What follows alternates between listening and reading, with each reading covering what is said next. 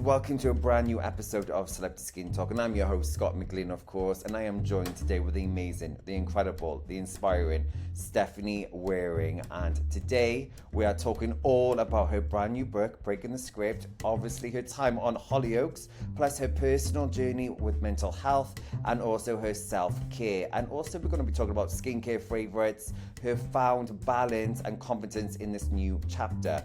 And all for my listeners out there, please hit that subscribe button, give us a tag on social media, give us a comment, give us some love. Be absolutely amazing. Let's get into this episode. Welcome, Steph, to the show. Welcome to the show, Steph. How are you doing? Oh, hi, Scott. Thank you so much for having me. Oh, thanks for being on, my lovely. How is your day going up? How are we all doing today? Well, it's a slow start this morning. It's only 11 a.m. So because I actually work for myself now, I don't have an alarm clock. I just get up when I want. I'm joking, of course.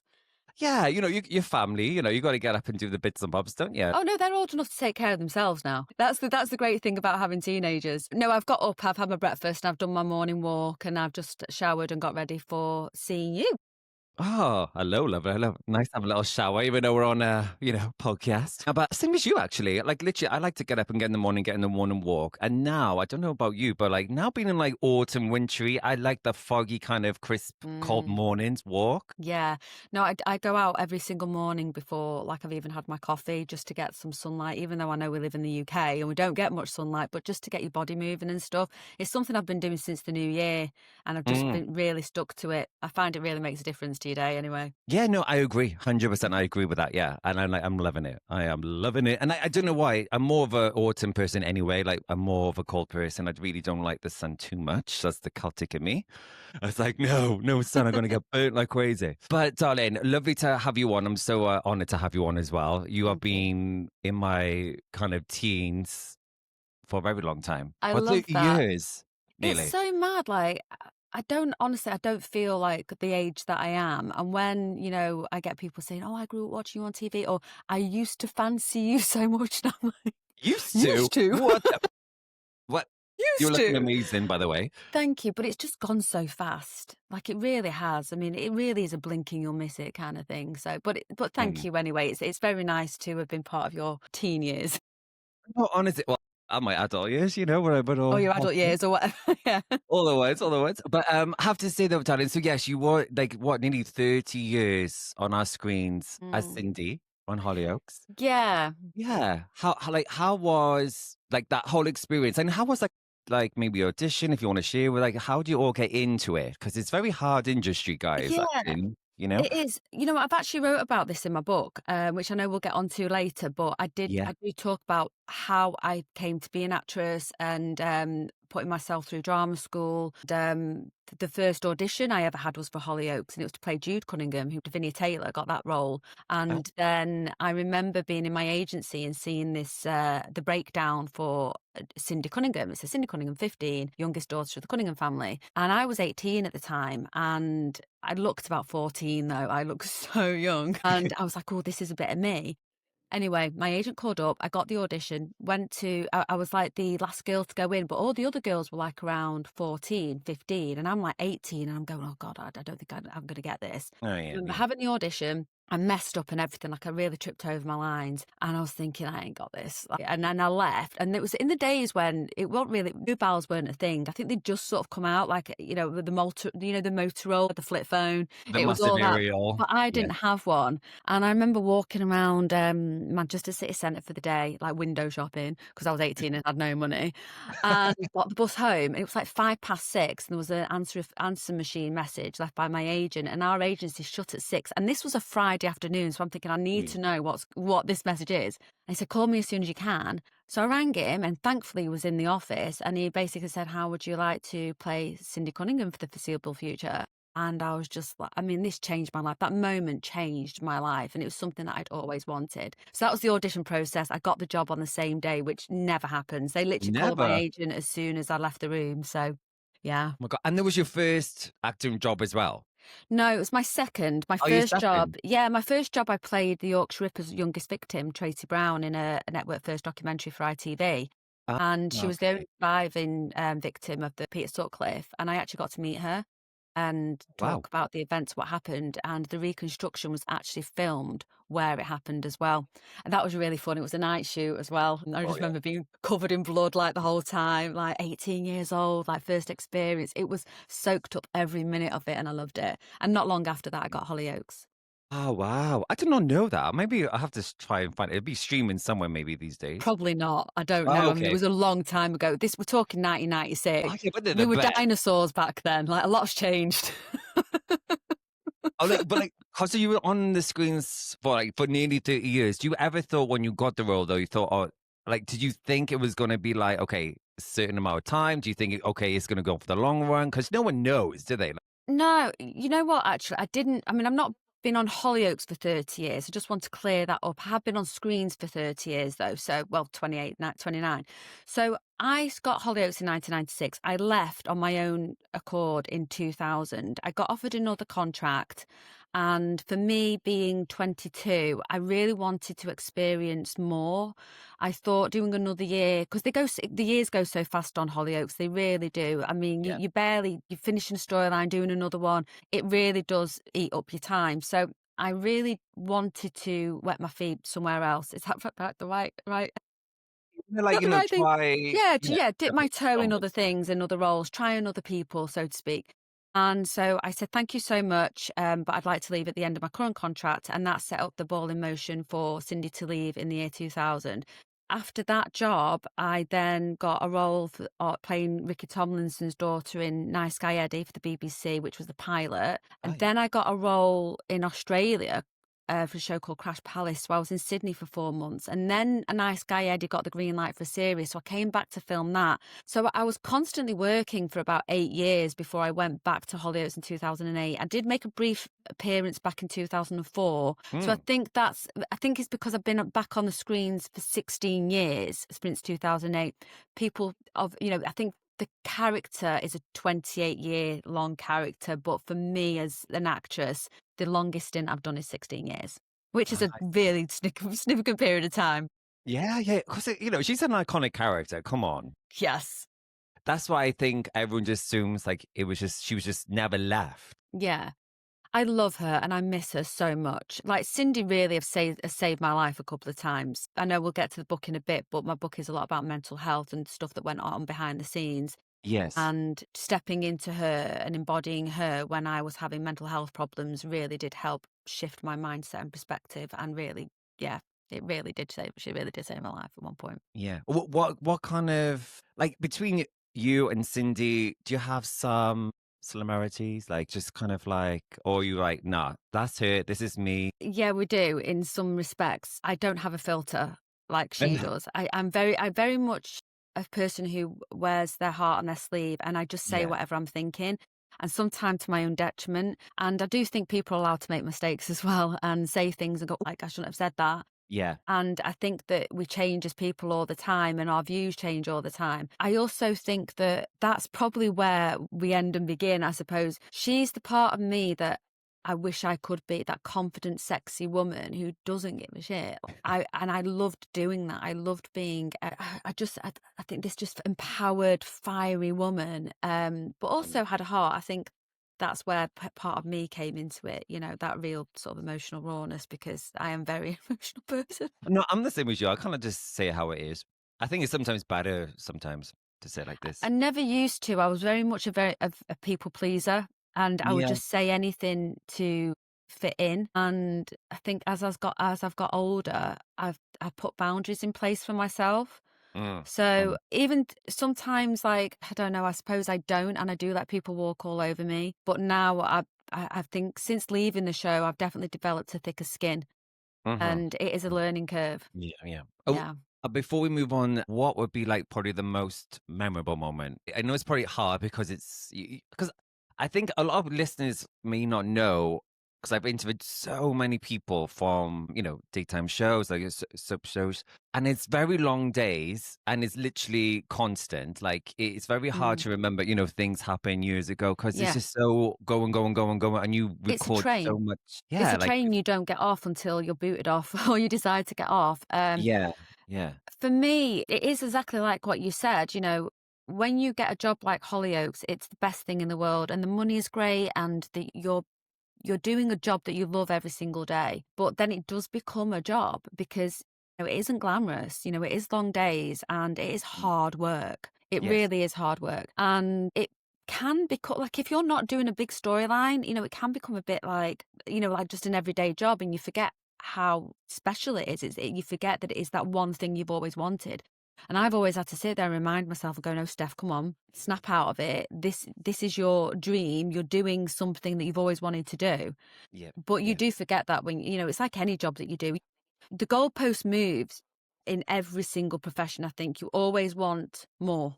You'll get the thing that you want, and then you want that thing that's better. And then you get there, but then you want more. But you have to remember that when you first arrive at the place, when you first get there, you look back, that's the thing that you always wanted, but you take it for granted. I say that in a roundabout kind of way. No. It's very true. It's very true. It's like, and it's like, oh, it's there. It's all quiet. Like, it's there. Like, I'm there. Like, it's all good. And you just like, you get on, and then, yeah. And time flies. Like you say, I always find that. I always find when you're doing something like a big project, I think time flies. I don't know why, but I feel like it's January, and then now I'm like 2 years in. I'm thinking, where has this time gone? True. How about on the street? Like, how's like fans like? Are you on the street? Do you ever recognize a lot? And I feel like you would. I feel like I'm going to shop and you're like, oh, there you are. Sorry, what? I feel like I'll be shopping, and then you're like, oh, hello, you. I do. Not so much where have I frozen? Am I okay? You're good. Yeah. Not so much where I live, because where I live is where I grew up. So people, and I'm always walking. I'm always out walking, and I say hi to people. Hi, hi, hi. Yeah. It's when I go out for dinner or drinks, because you're surrounded by other people who've had a drink, and then they get brave and they come up to you and go, oh my God, you're Linda from Hollyoaks. I love you. I grew up watching you. Or, oh my God, my mum really loves you. It's always one of those things. Oh, my girlfriend really loves you. Can I have a picture? Yeah. And I don't mind it. I like it. But I just forget sometimes. I don't see it. It's weird when you've been doing it for so long. You're so used to something, so it's never a surprise. Like, I'm like, oh, what? Yeah. But yeah. But in my everyday life, no, not really. People leave me alone. Yeah, it's one of those things, isn't it? You know what I mean? People do, people don't. But yeah, probably I agree with you when you go out and then have a bit of a drink. Like, like that's I can go over and say, hey. Other because obviously acting is your life. Obviously, we've seen you in a very drama, very emotional, fun character. But like, is there any other kind of genres you want to kind of dabble in as an actor? Or any things you want to tackle? Yeah, I want to do theatre. I really want to do theatre. I've never done it professionally before, because I've always got TV roles since I started. So I did some live theatre after I left Hollyoaks the first time, but it was a play that was written by a friend, and it was a collaborative effort to do with the showcase, and it was primarily for casting directors. And I loved that, like just the rawness of being like, doing something live. Yeah. So I have a friend who's he's a writer and a producer, and he does have a play in mind for me. So we are working on that. And but anything else, I would love. The ultimate character for me would be like a Beth Dutton from Yellowstone, like Kelly Riley. She's just, I don't know whether you've seen Yellowstone. No. If not, watch it. She's just, honestly, she's so layered, and this powerful bitch of a woman. Family, so someone like her. But at the minute, theatre is something I'd really love to do. And I think just to really shed the years of soap, I suppose, and to just get down to the roots of the craft itself and how I was taught. That's what I'd really love to do. Yeah. Correct me if I'm wrong here. So obviously I'm acting trained as well, but they said the best way to learn lines. So this is, if anyone's going to acting, Steph will tell us the truth on this one. Like, if you're on an everyday, like you're working every single day on a soap and you're just lines, like you learn your lines like very quickly. Is that true or false? I can do it in 2 minutes. I used to learn my lines on the set. Well, how many pages are we talking? I'm talking a few pages. If I've been doing it so long though, I would never advise a young actor who's just starting out to not study their lines. But when you're playing a character and you're doing it every single day for years, it becomes like second nature. And when I look at a script, I look at it and I read the story. So then I have a story in my head, and then it's about listening to the other person. So as long as you know, like, the reaction, then there's certain keywords that I'd pull out, and then I can just repeat the story in my head, and that's how I learn. I think because I've not done anything for a year now, I think absolutely if I was to get another role, I would really study that new character and the role and the mannerisms and how she talks and how she moves. So that would be the difference of doing another role now. But on Hollyoaks, yeah, and a lot of the actors do that who've been there a long time would come on, and I find that's sometimes the best way to learn it, because it becomes more real and raw. And a lot of the time you do change some things as well to fit how your character would speak. We get so many writers on the show, and some of them don't even write like your character would speak. So I tend to do mold it to her sometimes. Yeah. But I do miss that. I do miss that kind of thrill of just getting something and going, ooh. And I used to always find the big monologues I could do like that better than the bits, because when it's just the little lines in between, it's not a story. It's just reaction. And it's making sure you go, it's my, but when you get a big monologue, you can piece the story together and recite. And I used to love doing that. Love it. Yeah. I'm missing it. No, yeah, but it's like, it's a muscle. Like everyone, I think when you got to train, it's like a muscle. Your brain's a muscle. And I remember I had, and the same with you. I didn't read the whole movie because I did a lot of horror movies. That's where I really started out from. And then my first kind of start was like an open kill. So I think I had like about, I think it was 10 pages. I was actually the second kill, guys. Someone else The before me. second kill. I was like, oh, I still survived. And then they got me as an open kind of open scene. And then after that, I did like more, I had like loads more pages, but I kind of like briefed me. I kind of read through the whole script on that one, the whole movie script on this one. I think just to really get the insight on the story more, like, because people just go on and just read their parts. I'm like, oh yeah, okay, that's me done, job done. And people do. I have so many friends that do. Do you know what though? Sometimes, like, not knowing about the other, I mean, especially on something like Hollyoaks, I didn't need to know about anyone else's storyline, but you also in real life don't know what other people are saying about you. Does that make sense? Yeah, you need to, yes. So it, 100%. it becomes more of a surprise when you get the scene and like, so-and-so's been saying this about you. What? It's like, oh, I froze then. Like you said earlier about the theatre show, you want to try and get into it. Do you sing? Is that a thing? Do you sing or no? I can sing, but I can't slang. I can't, like, I don't have a very great. I'm like Kylie range, but she has a bit of range than me actually. But I can sort of sit. I sit somewhere in the middle where I can just about. But no, I'm not a. No, I'm not really a singer, to be honest. I can't sing. Oh, and then if he was going to do this, is it a part of it is singing, or is it just more? No. The theatre. No.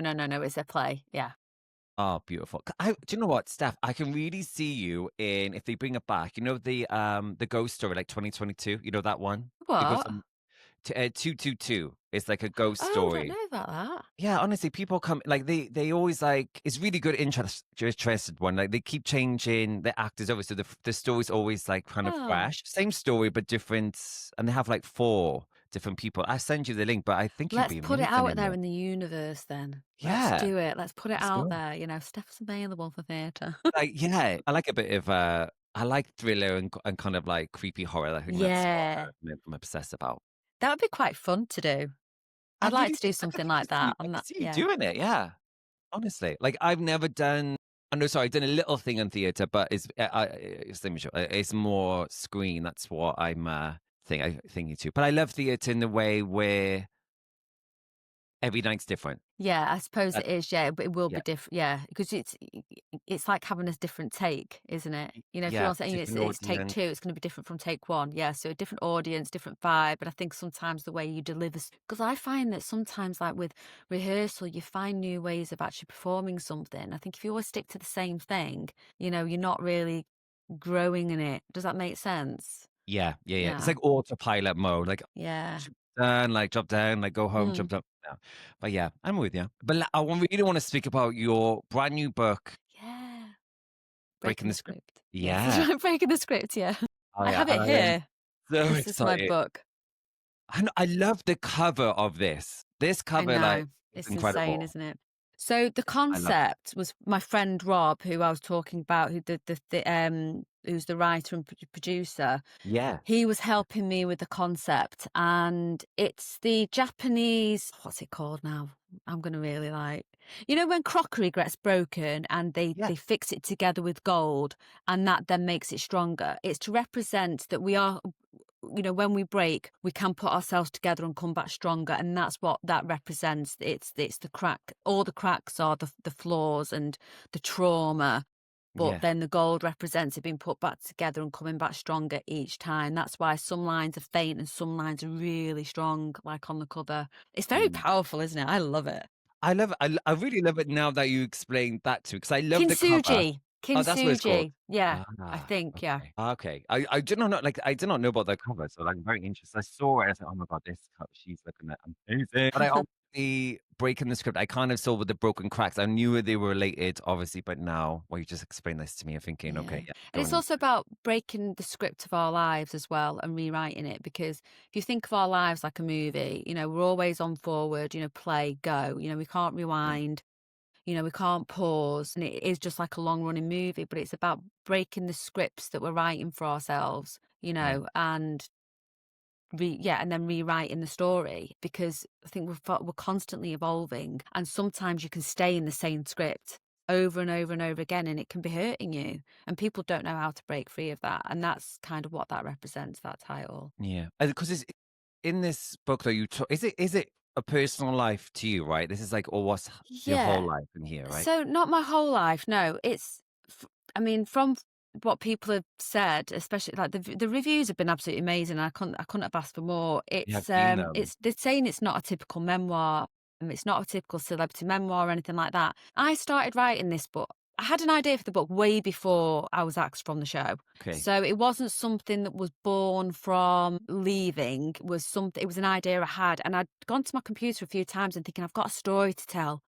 I've Yeah. got a story to tell, and I don't know how to tell it. And it was about finding my happy, because I feel like I've always been chasing happiness. And I've been finding it outside of myself. I've been looking for it outside of myself, whether it be, I'll be happy when I'm thin. I'll be happy when I'm famous. I'll be happy when I find love. I'll be happy when I have kids. I'll be happy when I have the perfect job. I'll be happy when I have the new car. Whatever that thing is, it's Mm. about the moving goalposts of life. And then when I got the news that I was being axed, I wrote it down, like what happened, because it was a change. It was a massive change after 16 years, and to then know that my life is going to change again, and I didn't know what was going to happen and how was I going to handle this, because it's about the security. Am I going to work as an actress again? Is this the end of my acting career? What do I do now? What do I do for money? So there was all of these things going on in my head, so I wrote it down just so I could make sense of it. Yes. And then I had an idea of doing it in 6 parts. So the first part was about I had anorexia as a child, and I was 14, 15, and I nearly died. I was terribly underweight. I was just under 4 stone when I collapsed, and I was basically told I was going to die any day. So Oh, I wow. was admitted to Prestwich Hospital, and I spent 4 months in a room. Well, 2 months in a room, then 2 months in a dormitory with the other girls. Yeah. And this was the unit. So this was in 1993.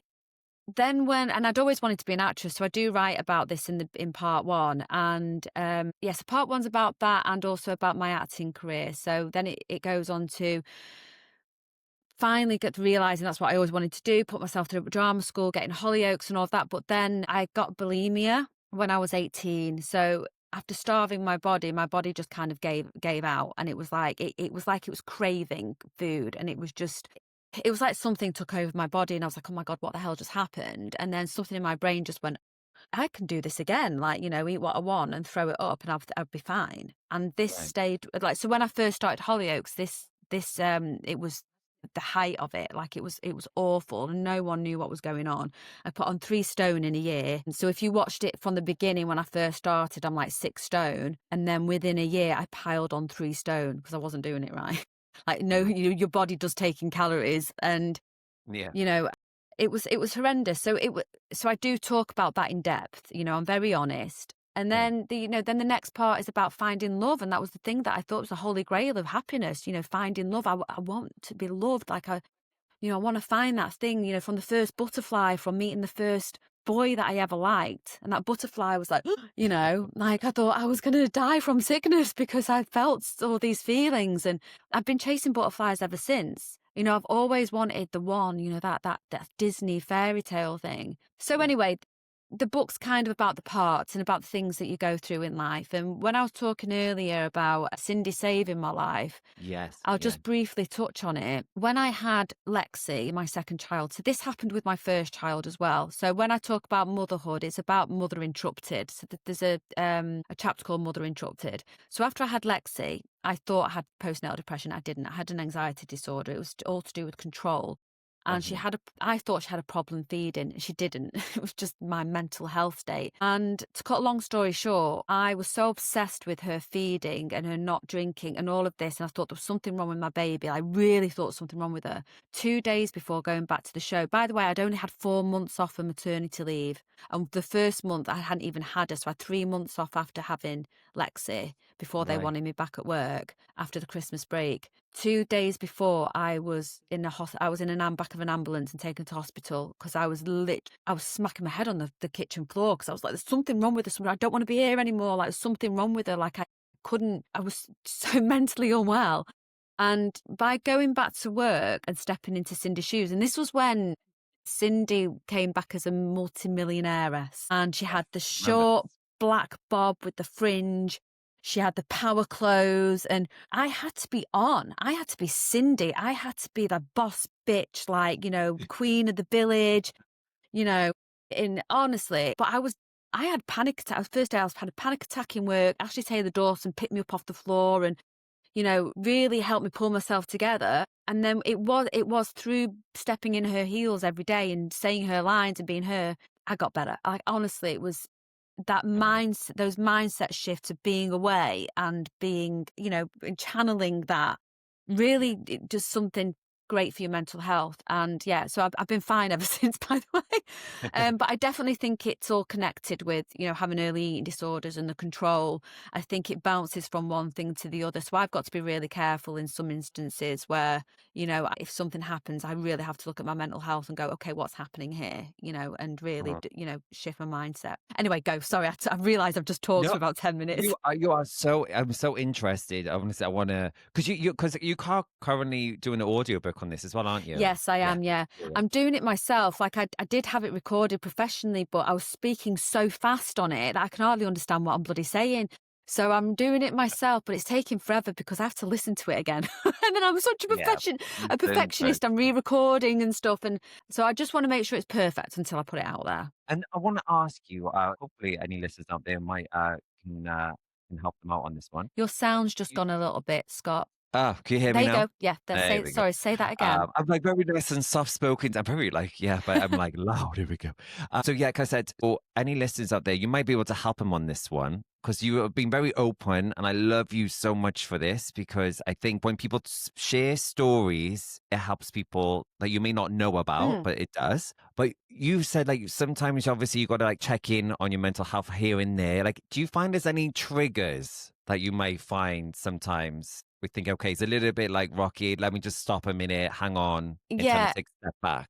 I mean, especially around eating, I think I have triggers because I've had an eating disorder since I was 15, and I don't think it ever leaves you. I haven't had bulimia for 5 years. I call it remission. And it's not even in my head anymore. So I think, you know, thank God I don't think that will happen. I think it's because I actually nourish my body now. But I think mental health wise, I think it's when something happens from an outside influence and you take it personally. I see. If that makes sense. Yeah. And say for instance, me losing my job, or you know something's been written about you that you didn't say, which happens to me a lot. I could get triggered by that, about the abandonment sort of side. Say the job thing, like I'm not wanted, I'm not good enough, I'm not worthy enough. That will then play into my insecurities, the weeds, so to speak, that I would have planted years ago, because it's just a learned behavior. And I think that a lot of people have that. If something's happened to them and they don't know what it is, that it's just another. It's like if you get broken up with as well. Someone breaks up with you, and you're heartbroken, and it's an abandonment thing. That feeling of it's not about necessarily them leaving you. I think it's about a learned feeling that you had a long time ago and it's just replaying. It's like the coding in your body is replaying. Yeah. And I think the only way to break free of that is to recognize it. And is that a true? What is the truth of that situation on the outside? Because I Mm. probably didn't lose my job because I'm not good enough. A lot maybe lost my job because of maybe they pay me too much and they can't afford me. Maybe there's not a story for Cindy anymore. Maybe they're going in a different direction. But it Yeah. depends on whether you make it personal to you or not. I don't know whether I've made sense in any of that. No, I know. No, it makes sense. It makes sense. Do you know, funny enough, 2 years ago. Yeah, it was about 2 years ago. I literally left my partner for 14 years. And do you know what? The one thing that obviously, like you just literally said it, like, but basically I felt like literally I wasn't good enough. What's wrong with me? And then the most thing, and to be fair, it wasn't so much of the relationship side, but I think I suffered mostly with the being lonely. Like being on my own and being just like, right, I'm coming home from work, I'm on my own. I'm cooking for one, like these kind of things. That's what really ate me up. But that's okay. And Yeah. that's the thing is it's that thing of needing someone else to fulfill you. If Yeah. we are fulfilled on our own, the company's a bonus. And it's finding that, and it's not about getting used to it. It's about going, okay, what lights me up? What can Yeah. I do for me that lights me up today? That I'm going to get pleasure out of. And I do think we put a lot of pressure on other people to fulfill us. And like what you just said, that really resonated with me. What's wrong with me? What have I done? And we're very selfish humans. We are, because we all think Yeah. it's our what have I done? But you also have to allow for other people's feelings changing. And they can't help that. It's not a conscious decision sometimes. When Mm. someone else is someone doesn't love you anymore, they don't love you. And we end up chastising. We always go, you bastard. Oh, he did this to me. Oh, what twat. You know, Yeah. but we do that. But it's like, well, you can't expect someone to sacrifice their own happiness for you to make you happy. If someone's not No. happy in a relationship, let them go. Because then you Yeah. go, okay, something better is waiting for me. And that's what I can truly believe. I would not, if something was up with my relationship and I truly didn't feel like I was being fulfilled or I was being happy, or, I wasn't making him happy. Do you want to stay in that for the rest of your life? Just dancing around our each other's feelings now? I'm No. not into Yeah. that. Yeah. Yeah. Sorry. And I the feel thing like I'm I left. coaching you right now. I'm loving it. God, how much do you charge? I'm so expensive. Get it for free. Nah, honestly, no, No, mine I'd was. coach you for free, not a problem. No, no, no. Honestly, yeah. What happened to me basically, I have spoke about it, I think, before, but basically it was on the apps, basically, cheating on me on the apps. I let the first one go, then I found out more, but then, like we're in a similar industry. We go away, we work for like 12, 15 hours, traveling around, doing the thing, coming back, and I just couldn't trust. And I think at the time it was hard, but after learning for myself and love myself again, then I now met someone else, and it was probably the best decision I ever made. I love that So for it's, you. That's it's, yeah. you got to think it's hard now, but honestly, when people goes, oh, it gets bad, people all say, oh, every friend of mine, oh, fine. I was like, oh, whatever. You kind of blank it out thinking, oh, no. And then you got to go for like dinner with your friends and everyone's in a couple. Then, I'm on the one on my own. But then honestly, then I thought, no, I just take time for myself. And I did. And then I grew, and then better. Hey, that's the way. Yes. Yeah, that's the way. That's the thing it's that thing of the messy middle. When it Yes. feels Yeah. uncomfortable, we more often than not would rather stay in the comfortable when it's wrong rather than going through the uncomfortable to get through the other side. And it hurts in the uncomfortable. It Oh, yeah. feels horrible. But once you do get to the other side, something better's waiting, because you don't stay in the uncomfortable forever. But people more often than not stay in relationships that are broken because they are scared of what's on the other side of uncomfortable. Yeah. Do you know, one thing was playing on my mind that obviously I haven't dated for 14 years. That's number one. I'm thinking, oh my God. And then the second thing is like, it was obviously about 2 years ago. I'm 38 now. So it was about like, 35, 36 was around that time. I just turned 36, I believe. So thinking, God, guys, I'm like in late 30s. But that does not matter at anyone. That age, No, it doesn't, because it's I'm not matter. 47, so stop. Yeah, but you look amazing. But no, Thank you. it ran in my mind though. I was thinking, how am I meant to go date on the late 30s? I'm thinking, oof, okay. But to be fair, I only met one person and who I'm with now for nearly 2 years. Oh, I didn't even go Wow. dating. I Oh, didn't is that on actually the do it. apps? No, well, it was through Instagram, funny enough. Oh, Instagram. Okay. That's the Yeah, new funny enough, so dating it's app, actually is it? for my other job, you know? But yeah, funny enough there, but I'll tell you about that, like, another point, so, Yeah, I do. Yeah. yeah, that's something. But yeah, so I was very interested to hear about that, and I love it, and I can relate with you when you were speaking about it. That's what I wanted to share with you, that my darling. But let's talk about skincare, Oh, wellness, well-being. And before we get into it, because this is one of my amazing topics I love to talk, this is the whole show is about. yeah. I saw a TikTok of yours, and you and me have the same supplement. I hope you still take these Go on. because you did post about it. I got it here. It's the Oh, magnesium yes, it's complex. right. Oh, just one sec. Hang on. Have you got it? Obsessed, guys, Here. obsessed. Yes, snap. My Snap. labels. Yes, that's right by my bedside every night. So, but I take it when I wake up in the night, and it puts me right back to sleep. It's funny enough, right? So I love this. And guys, if anyone, obviously, guys are probably listening, we are actually shaking some magnesium Yes, capsules around. magnesium complex. You can find it on my TikTok shop. No, honestly, I loved your video, and I was thinking, oh my God, Steph, like I literally use this, but I do have two at nighttime, just after my dinner. Right. I might I try that then. Yeah, just so I obviously have my dinner. I'm kind of like a person I like to keep on track. Like if I'm at home, I like to have my dinner like a certain time. I have these, I wind down, and then hopefully sleep a lot better. But it's also really good for the muscles as well. Like that. Yeah. Especially It's really restless good. legs and cramping and things like that. It's really good for. For So me, the good. glycinate in it is something. It crosses the blood brain barrier, so it doesn't go through your liver and stuff. I think because it goes straight there, so that's why it Yeah. helps you sleep. So I mean, I'm in menopause now, and insomnia was for 2 years. I had insomnia for 2 years, and I didn't know. Like I was in peri. Like I just found out I was like 43, Mm, and so sleep has been a massive thing for me. And I don't struggle as much now.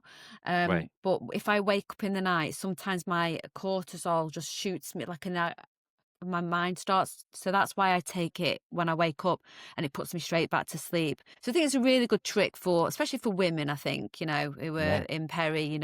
Think it's a really good thing to have by the bedside Yeah. table. What other supplements do you take? So we're going to get into I skincare, take but I really want to everything. know. I'll rattle every day. I tell you what I take, and then you let me know Okay. if you do it as well. So one of them is turmeric. I got ginger and black pepper from the same brand. Okay. Obsessed. I take this in the morning, and it's really good for skincare. But guys, I really love the ginger in there. It's really good. It's got some vitamins going on in there. But the big one for me, I do take now is a moringa. The what? Moringa. What's that? Oh my God, a supplement I don't know about. Moringa, oh my God, like literally, if this had a checklist, it's literally got all these things. It's got like vitamin, I think it's vitamin C, E, and A in there. Yeah. It's got and it's pure, it's natural. So anyone is like vegan, it's got like a natural source of protein. It's got calcium in there. And what else? It's just really good for your digestion system. I'll send you a photo. It's from the same brand as Right, well. send me, because I honestly I love trying new things. So I go on TikTok and I share what I use. Yeah, I love you Sometimes for I that. get stuff that I've not tried, and then I'll try it and say, okay, well, this is this is great for this. But, I mean, right, this here that I've got, this awful looking drink, has Yeah. got greens and reds in it. So you've got 21 greens, and then you've got your ruby reds, which is 49 ingredients, plus the mushroom complex, ashwagandha, and digestive enzymes all in one drink. Oh, yeah. It looks foul, but it's actually delicious. Well, you make this yourself, or is it the ones that No, come? make it myself. Do you think I'm bloody Mary Poppins or something in the morning? Squashing a load of greens into my juicer and my reds. 20. But how many ingredients is that? Like 70 something. Anyway, no. No? Okay. It's Free Soul. Do this greens, it's mango flavour. You'll see it on my TikTok. And then Well Guard, I've got this ruby reds. So I just put them in the same one. And I Yeah. have that, and it's like a big hit of something. Like I feel so energized when I've had it. I've also started taking this ashwagandha coffee, which has got turmeric in it, and lion's mane and chaga. So that's yeah. one's really good. I take collagen every day. What else do I take? I take so much stuff, honestly. Obviously, your vitamin D, your omega-3s, and they're important. Magnesium, make sure you take that. Yeah. And just make sure you just get your iron and just like a whole good complex of stuff. But I'm up for trying anything, anything just to keep me looking young, because I like balance. Like I do like to have a drink occasionally. I do eat a bit of Yes. shit occasionally, but I just think as long as I come up, I have because you got to live your life. Like, I hate Yeah. going on Instagram sometimes and you just see people that you can't have this, you can't eat that, this causes this. But that causes the shit to go wrong if you're eating so much of it or drinking I mean a lot. Like, you have to have like the worst diet in the world for this to be any kind of a better thing. I think Yeah. living with a bit of balance, because life's for living. We don't know how long we've got here. I'm sorry. I'm never going to go on that bandwagon of going, you can't do this, you can't have that. I'll say No. what's good for you to have to additionally, but I don't believe in fasting. I did, but I think it's another form of eating disorders. I really do. I think you start restricting food and you start talking about windows and all of this.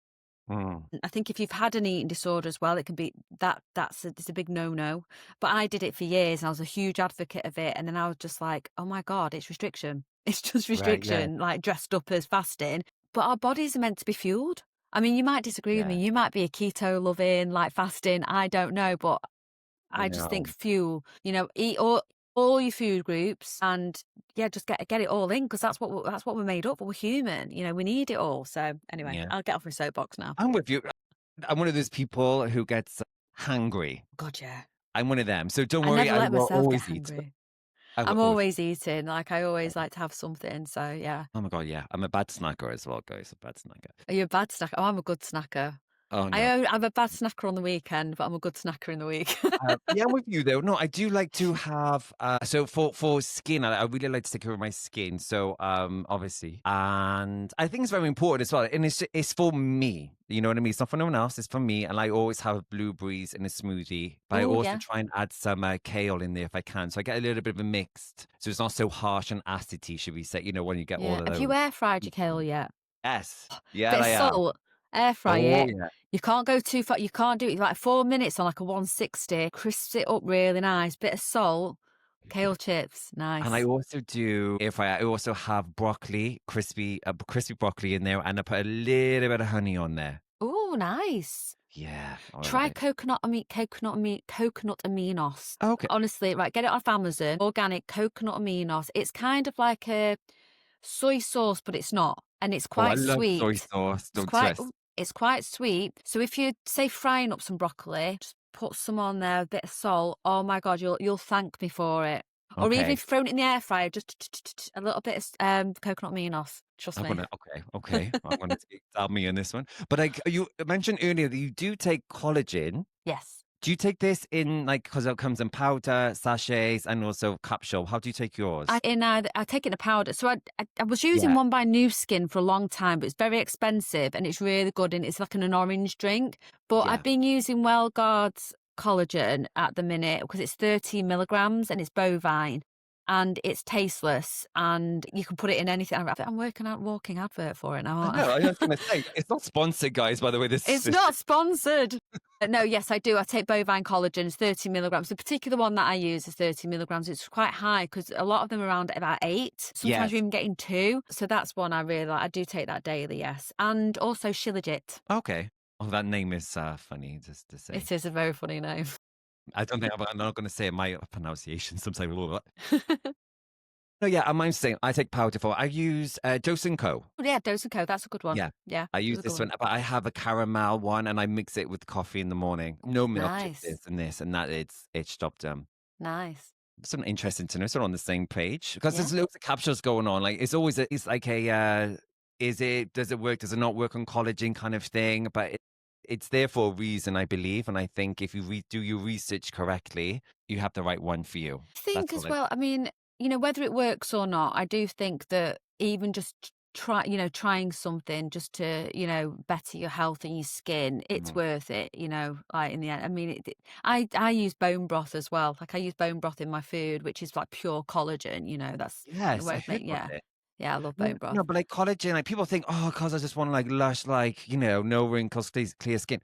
But like collagen is like, guys, it's like for like, your hair, your nails, and also does help repair like muscles, if any, like muscle your joints. ligaments and your fascia, stuff like that. People forget about that. Yeah, they do. Other than the collagen, skin came lovely. Because I've interviewed so many amazing celebrities on this over the shows. Some people do have them, some people do not have them. People love it, hate it. What is yours like kind of vibe on this? Okay, so I believe less is more, if I'm True. honest. I always say this. Yeah, I don't really put anything on my face before bed. I don't use night creams at all. And I stopped years ago because when you lather your face in a night cream, that's the time for your skin to shred in the night. That's when it renews, it regenerates, and you're putting all these creams on your face. You're blocking up your pores. Now, my skin, I used to have adult acne, by the way. I Yeah, me used to too. get spots all the time. I had boils all over my face, down my neck. As soon as I stopped putting creams on at night, my skin cleared up and I don't get spots anymore. There are certain products that I do use. I do use New Skin. I'm one of them that I'll just grab a moisturizer and I'll just put it on in the morning. And that's mainly just to sit the makeup on my face. You know, if I'm putting foundation on, if I don't have foundation on, you know, I might give myself a little spritz of hyaluronic acid or something. Yeah. But I don't really have a religious routine. Not to say that I won't try certain things and say to people, look, this is good. But for me personally, if I feel like if I'm doing too much, I just don't know whether my skin's coping well with it at all. I don't Do you know. find that your skin's not a little bit dry if you don't do anything? No. I do. My skin's No. like, where is We're all this different going though. on? That's the thing. Yeah. I do wear some, obviously, I do moisturize in the morning and stuff, but I don't necessarily put anything on before bed. Sometimes I'll do a pillow glow, which is a New Skin pillow glow thing, and that's like a mask. And I'll do that maybe a couple times a week. Yeah. Sometimes I'll use retinol. Not retinol. What is the one? Is it retinol? The night one? Yeah. Is it Yes. retinol? Yes. Yeah. Sometimes I'll Yeah. use that's quite strong. Yeah, it is very strong. Yeah. It's like, woo. And there's another one that I've been using as well, which I don't necessarily think creams and stuff are responsible for glowing skin a lot. I think it's what you put in your body. It I do. definitely is both. Yeah. It's definitely, I think 100% is both. Because I've had some brands that is like Have you tried this? nothing. It's tallow. Are they on TikTok Shop? Yeah, it's tallow. It's fat. It's You pure put this fat. on your face. Right, it stinks of fat as well. This is unscented, but it's got almond oil. So I thought I'd try it. And when I put this on my face proper glowed up. So I use it on my neck. So because I'm not getting older, like this bit here, I know people can't see, but that bit is getting crepey. By the I'm way, on my guys, neck, but it's actually not that bad because I've actually been using this fat. Yeah, this is one thing, right? When people always ask me like about suggestions, that kind of things, I goes, right, guys, so this is for your face and this is for your body. And people say, oh, so I use a body moisturizer or something like that, but it's like but they say like really thick, heavy. I go, so you can't put that on your face. Like it's separate for a reason. You know, this like underneath our eye, guys, is this thinnest skin we've got in our bodies. And like if you pile on very thick, not this one, this is kind of like you have control, but I mean like really thick moisturizer, like it's very heavy and your skin will break out 100%. So I love that you got that for your neck. I might Tallow, try it. because it's only tallow, it's not got any chemicals in it and stuff. Like you only need the smallest amount, and it does feel silky smooth. It really does. So yeah, It looks like it's gonna last you forever. dip in and out of everything. If I looked like a bag of spanners, you'd probably be like, Steph, I think it's time to, get on the skincare. But I do feel like I'm doing all right. Like You are glowing. You are. I know you just got back from holiday, so I I'll was let in that. Rome. It wasn't exactly hot. When I was, yeah, I told you, yeah, I was. Yeah, I was in the summer, but yeah, you're honestly, you are looking incredible Thank and you. amazing, and I know you're very into wellness and well-being and looking after yourself inside and out. So that's why I was so excited to have you on. That's why I Oh, wanted. thank you. I What bet would you're be like? disappointed now, aren't you? You're like, oh, I shouldn't even use any skincare. No, no, no. You do though. Like this, you do them. I do. You know. I use I've got peptides. I have got like a whole range of stuff, and I love the Lumispa. I've also got an Yeah. Apatra device, which is it's like a $3,000 device. I was actually Apatra, it's called. Oh, yeah. Okay. Yeah. Yeah, Sorry. and it's got collagen, and it's amazing. It's got like these 4 settings on it for like infrared, and on all of this. It's got like a red light, blue, and like a yellow one and stuff. And I'm using that 3 times a week, and I find that to be amazing. So there are things that I do and I do use. By the way, it was gifted. Yeah, I have Just an like LED like mask. $3,000 device. I have the LED mask, and I do that about 3 or 4 times a week. I've got one. Oh, I've not yeah. tried it yet, though. Is it good? I'll do it. Do you know what? I don't know about you, but from a busy day or just having like me time, and I think it's very important for everyone to have their time, your time. And that is it. Like when I'm having like a skincare, just to chill out, It could be the mask on for 20 minutes. I don't care. Like, it's just my time. I literally would just switch everything off. I switch my phone off. I literally have just me time for like 20 minutes, half an hour. I love that. I'm going to do It's that. so important to do it. I think it's just switches off whatever's going on and just like, right, me. And you feel really good. I think like for me, I feel really good about myself. Like, okay, I feel refreshed. Right. And let's go back to the real world. I've got this little Kind of- massager that I've just got, and it's heated. It's got these balls that do this. It's only like this big. You can put it in the car. So that's a good idea. I'm going to get my LED mask and my massager pad, get it on my lower back or whatever, get on the bed, mask, massager, boom. yeah. Real Just say, Housewives. yeah, just say everyone, it's just me. Just don't disturb me for like 20 minutes, half an hour. And I think it's good for people. I think it's very good. And it took me a while to even switch off my mind, because my mind just goes like crazy, especially when I go into nighttime. Thank you for magnesium, because it kind of winds Yeah. me down, but it just will never switch off. So this is a nice way to kind of unwind my day, and things like that. But yeah. Yeah, And I we're think very you agree as similar like that, I think, because I'm the I know you same. and I are very similar. After this whole chat with you, babe, I think we're very similar people, and I love Oh, it. And that's, we love the same things, and that's the I main. love that too. Yes. Well, okay. So before we wrap this up, what would be your main one product go to? It could be brand or just a product. What would be your number one? My one goes, I'd probably say an SPF 50, if I'm honest. It's I perfect. think that for me is probably non-negotiable. There's one thing I do use every day, and I probably use that as like a moisturizer as well. Definitely got to protect your skin, especially as you're getting older. Yeah, and like even whenever the weather, people say, but it's raining. That's probably like the worst. But like, not to say the sun's the bad one, but Yeah, if it's raining, snowing, whatever, yeah. guys, like it's pollution, everything is like harm to your skin. So SPF is a must. And even I even do my body one, like even when my arms are out, like I just do it. Oh, do Whatever the weather. you? Yeah, just not I'm pretty much on my face because I keep myself covered up most of the time, to be honest. yeah, now in winter maybe, but no, I still do. Yeah, yeah. Yeah, 100. it's dry robe weather now. I love getting my dry robe out. Yes. Oh my God, yes. Cozy nights in. And this is the perfect time now to get all that kind of like Yeah, relaxation, wellness, all that good stuff. But absolutely. darling, thank you so much for coming on. You're amazing. Oh, Just gotta thank say you. that. And so are you. Thank you for having me. Thank you for being here. And I'll speak to you very soon. Yes, absolutely. Thank you. All right.